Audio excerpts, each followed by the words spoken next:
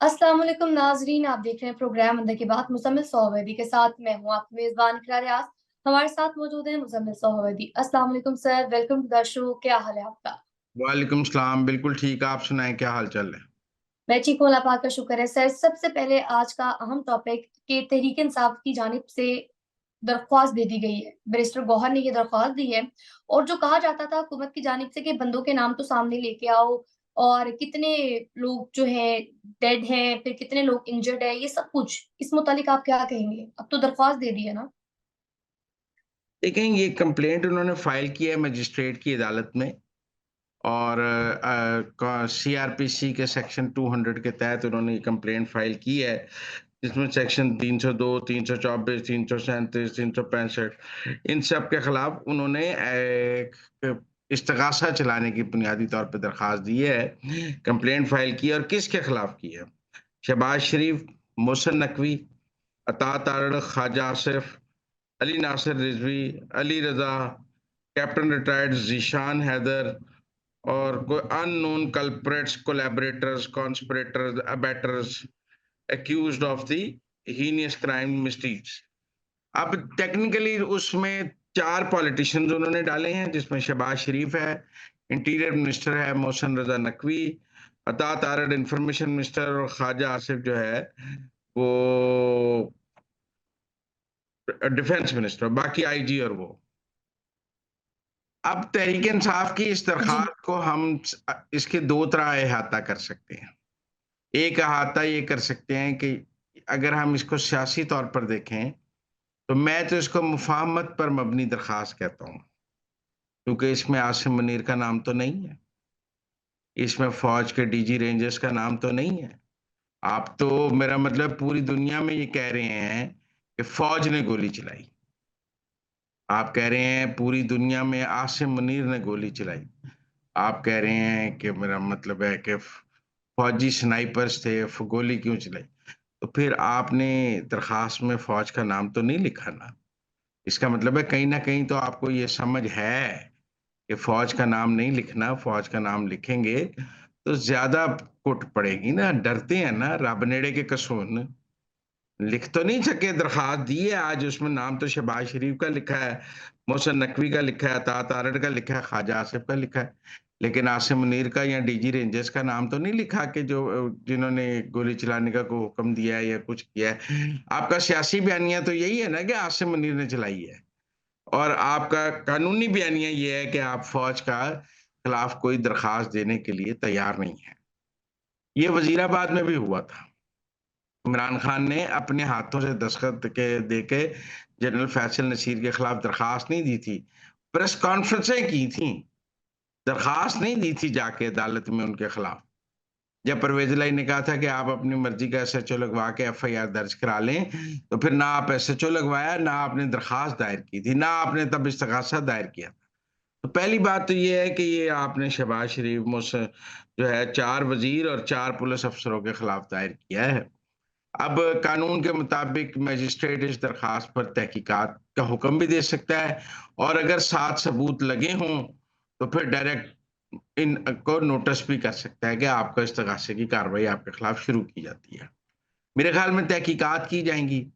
पहली बात तो यह है कि जो 139 लोग उन्होंने कहा है मिसिंग है, ये कैसे साबित होगा कि ये हुकूमत ने गायब किए हुए हैं? एक जिसका नाम 59वें नंबर पर था, को खालिद मजारी, उसकी तो वीडियो आज चल रही है 59 नंबर पे कि मैं तो भाई कोई गायब नहीं हूं, मेरा नाम पीटीआई ने लिस्ट में कैसे डाल दिया है। मैंने वीडियो देखी है। अब ये 139 जो मिसिंग लोग हैं, ये कैसे, ये बात ये पीटीआई प्रूव करेगी कि इन लोगों को जो है वो ये पुलिस के पास है, हुकूमत के पास है, फौज के पास है? इसका क्या सबूत है उनके पास? इल्जाम है ना। और फिर जो वो लोग कहते हैं कि 12 लोगों को मारा गया है, 12 लोग मर गए हैं, उनके पोस्टमार्टम है इनके पास? उनको हुकूमत की गोली लगी है, प्राइवेट गोली लगी है, उनको गंडापुर की गोली लगी है या रेंजर्स की गोली लगी है, किस पुलिस की गोली लगी है, कौन सी लगी है? कोई 7-12 पोस्टमार्टम रिपोर्टें लगाई हैं? नहीं लगाई हैं जी। उन्होंने। जी। इसी तरह जख्मियों के भी मेडिको लीगल हैं, वो मेडिको लीगल साथ लगाए हैं? वो नहीं लगाए हैं उन्होंने। मेरा ये मौक़िफ़ ख़्याल है कि कानूनी तौर पर ये एक बहुत ही कमज़ोर दरख़्वास्त, ये इसके अंदर जो क कानूनी तकाज़े हैं, मतलब या तो 12 जो लोग मरे हैं, उनकी पोस्टमार्टम रिपोर्टें साथ लगी होती हैं और वो बता रही होती हैं कि जिसको जी स्नाइपर से गोली मारी है, इसको जो गोली लगी है, वो राइफ़ल सरकार के पास होती है। तो आप मेरी बात समझे ना? तो फिर तो हम कहते हैं कि जी बड़े पक्के सबूतों के साथ दरख़्वास्त दी है। आपने कहा 12 बंदे मर गए हैं, पर ये तो नहीं आप बता सकते कि वो किसकी गोली से मरे हैं। उनकी पोस्टमार्टम रिपोर्ट आपके पास है और फिर पाकिस्तान का कानून ये कहता है कि जिनके बंदे मरे हैं, मुद्दई तो वो बनेंगे ना। 12 बंदे मरे हैं, 12 वर्षा के दस्तखत मौजूद हैं इस दरख़्वास्त पर, वो कह रहे हैं कि हमारे बंदे हुकूमत ने मारे हैं। या तो आप कहें ना कि 12 वर्षा ने जिनके बंदे मरे हैं, उनके साथ बयान हल्फ़ी इन्होंने लगाए हैं कि हमारे बंदे हुकूमत ने मारे हैं और हमारा मुल्ज़िम शहबाज शरीफ है, हमारा मुल्ज़िम मोहसिन नकवी है, हमारा मुल्ज़िम अतात आरड़ा है, हमारा मुल्ज़िम नासिर रिज़वी है। या तो ये उन जिन जो लोग मरे हैं, उनके वरसा के बयान हल्फ़ी लगा देते, वो इनको केस करने की इजाज़त देते और कहते कि हमने बैरिस्टर अली ज़फ़र को या तहरीक-ए-इंसाफ को अपनी तरफ से केस करने की इजाज़त दी है। तो फिर उनके मुद्दई तहरीक-ए-इंसाफ बन सकती है। वैसे मुझे तब भी आप क्रिमिनल प्रोसीडिंग्स में नहीं बन सकते। लेकिन अगर आपको कोई कह भी दे कि आप मेरी जगह मुद्दई बन जाएँ, तो आप क्रिमिनल सिविल में तो बन सकते हैं, क्रिमिनल में नहीं बन सकते। वो जो 12 लोग बकौल इनके मरे हैं, उनके वरसा ही मुद्दई बनेंगे। ये 12 इनको इस्तग़ासे कंप्लेंट्स दायर करनी पड़ेंगी या एक कंप्लेंट के वो 12 मुद्दई मुश्तरका तौर पे आएँगे और कहेंगे कि जी हमारे बंदे इन्होंने मारे हैं। बैरिस्टर अली जफ़र की दरख़्वास्त, बैरिस्टर अली जफ़र को कानून का कौन-सी शिक उनको मुद्दई बनने का इख्तियार देती है? तो पहली बात तो मेरे ख़्याल में इस पॉइंट पर ये कंप्लेंट शायद सस्टेन ना कर सके। दूसरी बात, जो ज़ख्मी हैं उनके भी मेडिको लीगल नहीं हैं और वो ज़ख्मी जो हैं वो खुद मुद्दई हैं। उनकी मुद्दई भी तहरीक-ए-इंसाफ तो नहीं है ना। जो जो लोग ज़ख्मी हुए हैं, वो ज़िंदा हैं, वो अपने मुद्दई खुद हैं। वो आकर कहेंगे कि हमें हुकूमत ने गोली मारी है तो उनकी बात में वज़न होगा। लेकिन उनके बिहाफ़ पे तहरीक-ए-इंसाफ कैसे कह सकती है? तहरीक-ए-इंसाफ उनकी अगर तहरीक-ए-इंसाफ उनकी ज़िम्मेदार तो नहीं है ना कि उनकी उनकी जगह मुद्दई बन जाएगी। कानून ने ये बात तहरीक-ए-इंसाफ को इजाज़त तो नहीं दी है कि जी। कोई किसी की जगह मुद्दई बन जाए। और जो 139 लोग मिसिंग की ये बात कर रहे हैं, ये कैसे साबित होगा कि ये गवर्नमेंट ने मिसिंग किए हुए हैं? उनमें से हो सकता है ये गम बंदे पीटीआई ने खुद गायब किए हों। हुकूमत पर केस बनाने के लिए।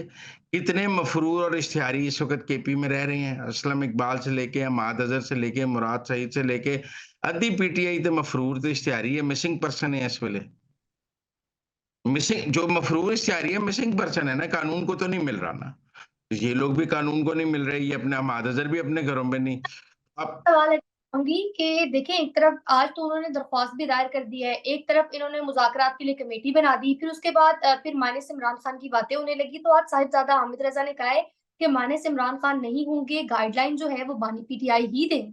इस मुतालिक आप क्या कहेंगे? और दूसरी बात यहाँ पर एक और ऐड करूँगी कि असद कैसर की मुलाकात का बड़ा चर्चा हो रहा था, हमने कल देखा कि कहा जा रहा था कि उन्होंने स्पीकर अयाज सादिक से घर जाके मुलाकात की है, तो उन्होंने कहा है कि मैं किसी की फातिहा ख़्वानी के लिए असद कैसर से मिला हूँ। अयाज सादिक साहब के घर गया था, उनसे मुलाकात की है। तो अभी तो मुज़ाकरात की कोई बात नहीं है, जब हुकूमत कुछ कहेगी तब होंगे।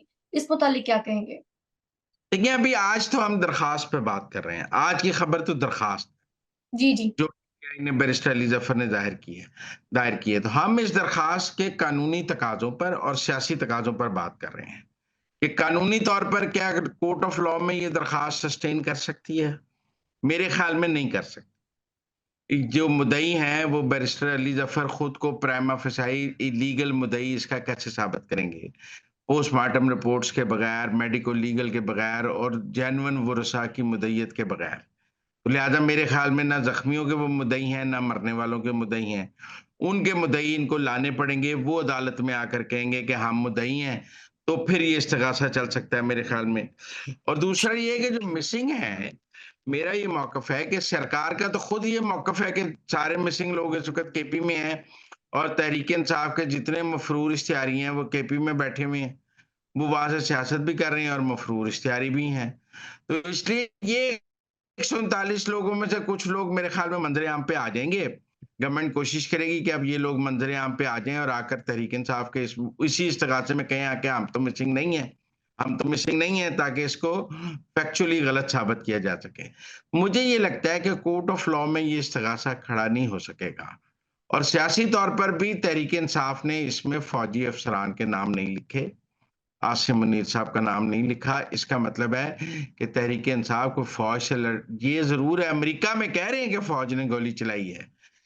बरतानिया में पाकिस्तानी सफारत खाने के बाहर आसिम मुनीर की फोटो के साथ जो एक ट्रक है वो खड़ा किया है, जिसमें आसिम मुनीर को कह रहे हैं कि उसने गोली चलाई है।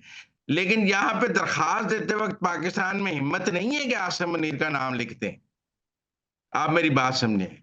अमेरिका लंदन में उसके ट्रकों पे उसकी फोटोएं लगाकर उसको किलर साबित कर रहे हैं। यहाँ दरखास्त में लिखने की जुर्रत नहीं है तहरीक इंसाफ में।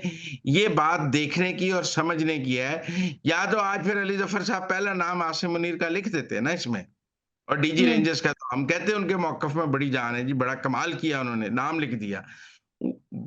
होता या ना होता फिर भी ये कोर्ट ऑफ लॉ में खड़ी नहीं हो सकती थी।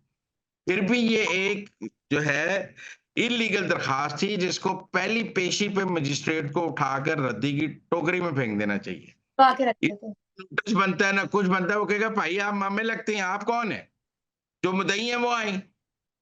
तो इसलिए मेरे ख्याल में ये सस्टेन तो नहीं कर सकती। सियासी तौर पर भी कमजोर है और कानूनी तौर पर भी कमजोर है। खबर बन गई है, हाँ, अगर तहरीक इंसाफ इसके जरिए कोई नैरेटिव बिल्डिंग करना चाहती है, कोई खबर बनाना चाहती है, तो वो बन गई है। उस हद तक मैं मुत्तफिक हूँ कि खबर बन गई है। उसको आप इंटरनेशनली भी कैश करा लें, सोशल मीडिया पे भी कैश करा लें, लेकिन मेरी राय में पॉलिटिकली एक कमजोर दरखास्त है और लीगली एक कमजोर दरखास्त है। चल नहीं सकती, बल्कि अपना केस मजीद खराब कर लिया पीटीआई ने। उससे बेहतर हुकूमत ने काम किया। देखिए जो रेंजर्स के और पुलिस वाले मरे हैं, हुकूमत ने उसका पर्चा दर्ज किया है। उसमें इमरान खान वगैरह का नाम भी अबैटमेंट में लिखा है। आप भी तो अबैटर्स में कह रहे हैं ना, आपकी दरखास्त में भी तो अबैटर्स है ना, अननोन कल्प्रेट्स, कोलैबोरेटर्स, कंस्पिरेटर्स, अबैटर्स। आप भी तो अबैटमेंट में लोगों को के नाम लिख रहे हैं ना, अननोन नामालूम लोग आपने लिखे हैं। तो अब हुकूमत ने भी नाम लिख दिए इमरान खान वगैरह के और उन पर 302 की एफआईआर दर्ज कर ली है। और उसकी मुद्दई हुकूमत नहीं बनी, रेंजर्स का एक एहलकार बना है। और वो लोग जो, क्योंकि वो ड्यूटी पर मरे हैं, और उनके जो लोग मरे हैं उनके मुद्दई जो शोहदा हैं उनके वरसा होंगे साथ। मेरे ख्याल में हुकूमत ने कानूनी तौर पे पक्का काम किया है और इन्होंने कच्चा काम। तो सर यहाँ पर एक चीज़ पूछना चाहूँगी आपसे, आई एम श्योर हमारे नाज़रीन भी जानना चाहेंगे, ये जो इन्होंने दरख़्वास्त दी है, फिर हुकूमत का रद्द-ए-अमल भी हमने देख लिया कि हुकूमत ने तहरीक कत्ल का मुकदमा दर्ज किया इन पर। तो अब ये जो दरख़्वास्त दी गई है, इसके बाद अगर कोई मुज़ाकरात होते हैं, तो उन पर कोई फ़र्क पड़ेगा इस दरख़्वास्त से? क्योंकि हुकूमत ने भी अपना मौक़िफ़ ज़ाहिर कर दिया है और पाकिस्तान तहरीक-इंसाफ ने भी। देखिए मैं समझता हूँ ये दरखास्त तो मजिस्ट्रेट को पहली पेशी में उठाकर रद्दी की टोकरी में मुस्तरद कर देनी चाहिए।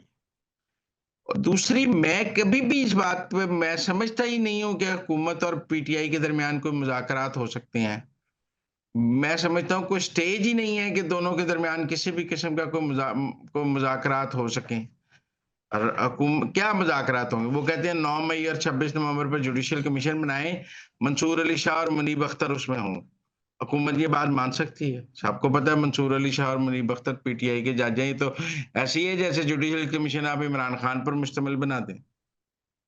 आप मेरी बात समझें, आप कहेंगे जुडिशियल कमीशन होगा इमरान खान और बुशरा बीबी, या जुडिशियल कमीशन होगा मंसूर अली शाह और मुनीब अख्तर, एक ही बात है। जिस तरह मर्ज़ी कर लें। तो वो बात तहरीक-ए-इंसाफ की मानी नहीं जा सकती और तहरीक-ए-इंसाफ इस वक़्त इस पोज़ीशन में नहीं है कि कोई मशरूत मुज़ाकरात कर सके, उसकी शर्तों के ऊपर बात हो सके। वो शिकस्त खाई हुई है और शिकस्त खाई हुई जमात जो है, वो डिक्टेशन देने की पोज़ीशन में नहीं होती। ठीक है। सर आगे बढ़ेंगे, आप कुछ बात करेंगे कि सुप्रीम कोर्ट ने मिलिट्री कोर्ट्स को इजाज़त दे दी है कि वो फैसला सुना दें और हमने देखा था कि इससे पहले भी जो 20 मुल्ज़िमान थे सर उनको रिहा किया गया था। अभी ये जो 85 मुल्ज़िमान हैं और कहा गया है कि जो जिनको माफ़ी मिल सकती है उनको माफ़ी दे दें, बाकियों के खिलाफ फैसला सुना दें। इस मुतालिक आप क्या कहेंगे? अहम पेशरफ्त है ये तो। देखिए, मैं तो पहले दिन से कह रहा था कि जब सुप्रीम कोर्ट ने ये कहा कि जिन लोगों को मिलिट्री कोर्ट ने बेगुनाह करार दिया है, उनको रिहा कर दिया जाए। तो इसका मतलब है कि आपने मिलिट्री कोर्ट की बेगुनाही के फैसले को कबूल किया ना। जब आप एक अदालत में किसी की बेगुनाही के फैसले को कबूल करते हैं, तो फिर उसके गुनाहगार के फैसले को भी कबूल करेंगे। जब आप ये कबूल करते हैं कि जी अदालत ने एक मुल्ज़िम को बेगुनाह करार दिया, लिहाज़ा हम उसको रिहा करते हैं क्योंकि अदालत ने बेगुनाह कह दिया। फिर वही अदालत किसी को गुनाहगार भी कहे तो आपको वो भी मानना चाहिए, उसका गुनाहगार करार दिया जाना भी मानना चाहिए। ये तो नहीं हो सकता कि सुप्रीम कोर्ट कहे कि जिनको बेगुनाह करार दिया गया उनको छोड़ दें, जिनको गुनाहगार करार दिया गया हम वो गुनाहगार नहीं मानते। क्या मिलिट्री कोर्ट्स को सिर्फ़ बेगुनाह करार देने की इजाज़त है, गुनाहगार करार देने की इजाज़त नहीं है? लिहाज़ा जो पहला फैसला था ना सुप्रीम कोर्ट का कि जी अच्छा जी जिनको आपने बेगुनाह कर दिया है और जिनको आप रिहा करना चाहते हैं उनको रिहा कर दें। मैं समझता हूँ उसी दिन मिलिट्री कोर्ट का दायरा-कार कबूल कर लिया गया था क्योंकि आपने उनके बेगुनाह के वर्डिक्ट को कबूल किया ना तो गुनाहगार के वर्डिक्ट को भी कबूल करेंगे। और मेरे ख़्याल में उसी दिन ये बात तय हो गई थी। बाकी मैं समझता हूँ कि जो आज का फैसला है, ये तहरीक-ए-इंसाफ के लिए मज़ीद मुश्किलात पैदा करेगा। और इसमें सिविलियंस के मिलिट्री कोर्ट के ट्रायल क्या राह हमवार हुई है। आज का जो फैसला है, बेशक मशरूत फैसला है, ये मुकम्मल फैसला नहीं है। अभी सुप्रीम कोर्ट में हियरिंग बाकी है, ये रिवर्स भी हो सकता है। फ़र्ज़ कर लें मिलिट्री कोर्ट से किसी को सज़ा हुई है और ये नज़र-ए-सानी में वो कहें जी मिलिट्री कोर्ट का दायरा-इख्तियार नहीं है, तो वो सज़ा खत्म हो जाएगी। लेकिन क्या रीट्रायल होगा? मैं समझता हूँ अगर सज़ा खत्म हो जाएगी तो जिनको बेगुनाह करार दिया है, उनकी बेगुनाही भी खत्म हो जाएगी। उनका भी रीट्रायल होगा। उनका क्यों नहीं रीट्रायल होगा? जो गुनाहगार हुए हैं, उनका भी रीट्रायल होगा, जो बेगुनाह हुए हैं, लिहाज़ा मुझे नहीं लगता कि अब ये वर्डिक्ट बदलेगा। ये एक जो है रास्ता मिलिट्री कोर्ट्स के लिए हमवार किया गया है और अब ये लोग अपनी कानून के मुताबिक अपीलें-शपीलें दायर करेंगे और इनको सज़ाएँ होंगी और ये अपनी सज़ाएँ पूरी करेंगे। लेकिन मुझे लगता है कि आगे जो फैज़ के केस में और बाकी केसेस में सिविलियंस के मिलिट्री ट्रायल होने हैं, उसका रास्ता आज खोल दिया गया है। सर आगे बढ़ेंगे और बात करेंगे खत को लेकर तो जस्टिस मंसूर इरशाद साहब की जानिब से खत लिखा गया है। ये एक और खत है। इस मुतालिक आप क्या कहेंगे? वो जुडिशल कमीशन के हर इजलास से पहले खत लिखते हैं, क्योंकि उनको पता होता है कि जुडिशल कमीशन में तो उनकी बात मानी नहीं जाती है, अक्सरियत नहीं है उनके पास। वो तहरीक-ए-इंसाफ को बयानिए का ईंधन देने के लिए खत लिखते हैं। वो अपना सियासी बयानिया बनाने के लिए खत लिखते हैं और मीडिया को जारी करते हैं। मैं इसको जुडिशल मिसकंडक्ट समझता हूँ। कि वो सियासत कर रहे हैं सुप्रीम कोर्ट में बैठ के। लेकिन मेरा मतलब है कि अब चूँकि हमारे अदालती कवानीन इतने कमज़ोर हैं और हमारा कॉन्डक्ट फॉर द जजेस भी इतना कमज़ोर है कि हम जुडिशियल मिसकॉन्डक्ट पे किसी को कोई सज़ा नहीं देते हैं। वरना मेरा तो ख़्याल था कि जिन जजेस ने इस्लामाबाद हाई कोर्ट के खत लिखा था, वो भी जुडिशियल मिसकॉन्डक्ट था क्योंकि उनके पास आज खुद इख्तियार मौजूद था कि कोई उनके काम में मुदाखलत करे तो वो उसको सज़ा दे सकते थे। ऐसा कौन-सा इख्तियार उन 6 जजों के पास नहीं था, जो सुप्रीम कोर्ट के पास है, तो उन्होंने सुप्रीम कोर्ट को खत लिखा है। तौहीन अदालत में वो भी सज़ा दे सकते थे, सुप्रीम कोर्ट भी सज़ा दे सकता है, तो इसमें ऐसी कोई बात तो थी नहीं। ये खत भी जो हैं, ये पॉलिटिकल खत हैं, ये कोई जुडिशियल खत नहीं है। आप ये बात समझें, ये सियासी खत हैं और सियासी खाते हैं, सियासी तनाज़ुर में लिखा जा रहे हैं और सियासत की जा रही है। सबको पता है सुप्रीम कोर्ट में जजेस की सियासत है। ये याहिया अफरीदी को एम्बैरस करने के लिए लिखे जाते हैं। ये 26वीं आईनी तरमीम के खिलाफ बयानिया बनाने के लिए लिखे जाते हैं। इसके अलावा तो इनको लिखने की कोई बात नहीं वरना राइट फोरम जुडिशियल कमीशन है, आप वहाँ बात करें और वहाँ अगर अक्सरियत आपकी बात से मुत्तफ़िक है तो ठीक है, नहीं है तो फिर आपकी बात अक़लियत में है। तो मंसूर अली शाह साहब की जो खतों पर मुश्तमिल किताब है, ये जो लिख रहे हैं वो खत ये मेरा ख़्याल है तहरीक-ए-इंसाफ छापेगी और तहरीक-ए-इंसाफ के टाइटल के तहत मंसूर अली शाह के खत छपेंगे, जिस तरह पुराने ज़माने में इकबाल के खत क छपते थे या फलाँ गालिब के खत हैं गालिब के खतूत हैं या आशिक के मशूक को खत हैं। इसी तरह मंसूर अली शाह के तहरीक-ए-इंसाफ के लिए खतूत की जो खतों के ज़रिए बयानिया बनाने पर जब कभी केस स्टडी होगी, और कोई थीसिस होगा कि जजेस जो हैं वो सियासी जमात के लिए खतों के ज़रिए बिल्कुल। भी बनाते थे, तो फिर उसमें मंसूर अली शाह के ये खत जो हैं, सियासी बयानिया कैसे बनाया जाता है सुप्रीम कोर्ट का जज बैठ के, उसमें ये खत जो हैं केस स्टडी के तौर पर ज़रूर देखे जाएँगे। तो नाज़रीन, ये थी आज के अंदर की बातें। आपसे मुलाकात होगी अगले प्रोग्राम में। तब तक के लिए आप हमें दीजिए इजाज़त। अल्लाह निगहबान।